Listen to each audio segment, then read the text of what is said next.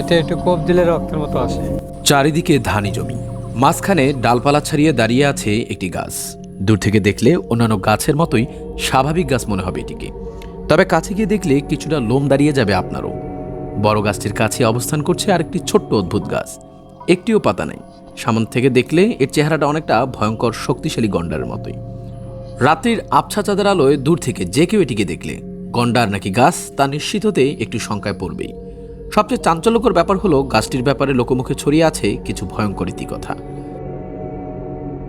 রাত্রিতে এটির ডালে আগুন দেখা যায়, কেউ লাইট মারলে তা বন্ধ করতে গায়েবী আওয়াজ দেয় গাছটি, এটি কাটলে বের হয় মানুষের শরীরের মতো রক্ত।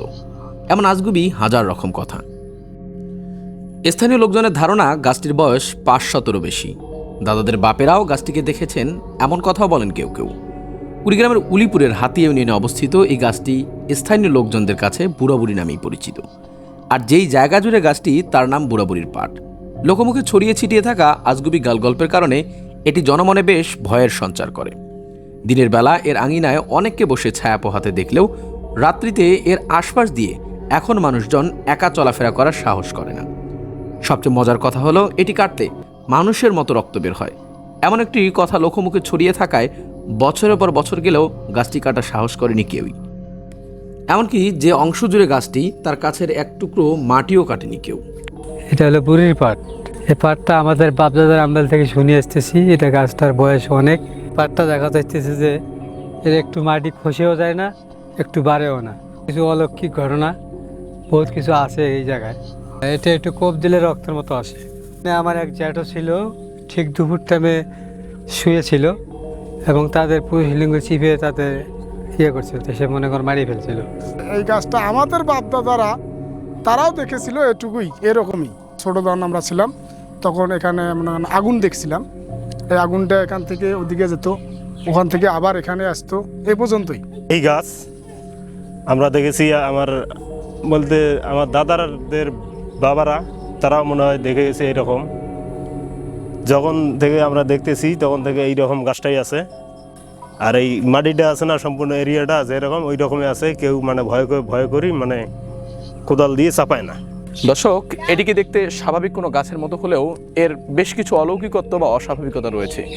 লোকমুখে শোনা যায় ৫০০ বছর বয়স এই গাছটির। এই গাছের আশেপাশে বসবাসকারী মানুষজনের থেকে যতটুকু জানা গেছে, তারা তাদের জীবনদশায় এবং তাদের বাবাদের জীবনদশায়, তাদের দাদাদের জীবনদশায় গাছটিকে যেমন দেখেছিল, আজও গাছটির এই অপরিবর্তনীয় অবস্থা এবং ভয়ঙ্কর চেহারা ধরে এখনও এটি জীবিত রয়েছে।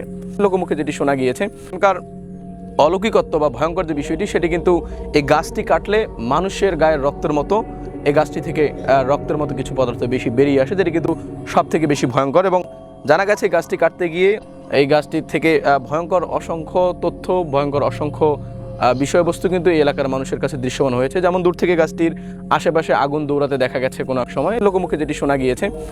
এরপরে এছাড়াও এই গাছটির যে ভয়ঙ্করত্ব বা অলৌকিকত্ব, আজ থেকে ১০০ বা ১৫০ বছর আগেই এখানকার বর্তমান যারা বেঁচে রয়েছেন তাদের পূর্বপুরুষরা এগুলো দেখে গিয়েছেন, যেটি এখন কিন্তু লক্ষণীয় বা দৃশ্যমান নয়। যদিও গাছটি সম্বন্ধে এখন বিজ্ঞানসম্মত যে সকল ব্যক্তিবর্গ রয়েছেন তারা একটু বলছেনই যে বিজ্ঞানে এ ধরনের কোনো বিশ্বাস বা এ ধরনের বিশ্বাস রাখার কোনো সুযোগ নেই। তবুও এখানকার যে অলৌকিকত্ব তা প্রাচীন বা আগের কালের যে সকল কথা লোকমুখে তা কিন্তু এখনও ছড়িয়ে আছে। আর এই গাছটিকে ঘিরে রয়েছে বিভিন্ন সম্প্রদায়ের মানুষের কিন্তু বিশেষ একটি চাঞ্চল্য। তারা কিন্তু বিশেষ করে হিন্দু সম্প্রদায়, মুসলমান ছাড়া হিন্দু সম্প্রদায় বা অন্যান্য সম্প্রদায়ের মানুষরা গাছটির কাছে এসে পূজা অর্পণা করেন এবং তারা কিন্তু বিভিন্ন খাবার দাবার সহ দান দক্ষিণ এখানে করে দেন মনের আশা পূরণের আশায়। বিজ্ঞানের এই যুগে গাছটি সম্বন্ধে ছড়িয়ে থাকা লোককথাসমূহকে বিশেষজ্ঞরা মানুষের তৈরি মিথ্যে গল্প বললেও গাছটি সম্পর্কে ছড়ানো কাহিনীগুলোকে মিথ্যে মানতে নারাজ স্থানীয় অনেকেই। কুড়িগ্রামের উলিপুর থেকে জুবাইর জিহাদি, উত্তাল বাংলা।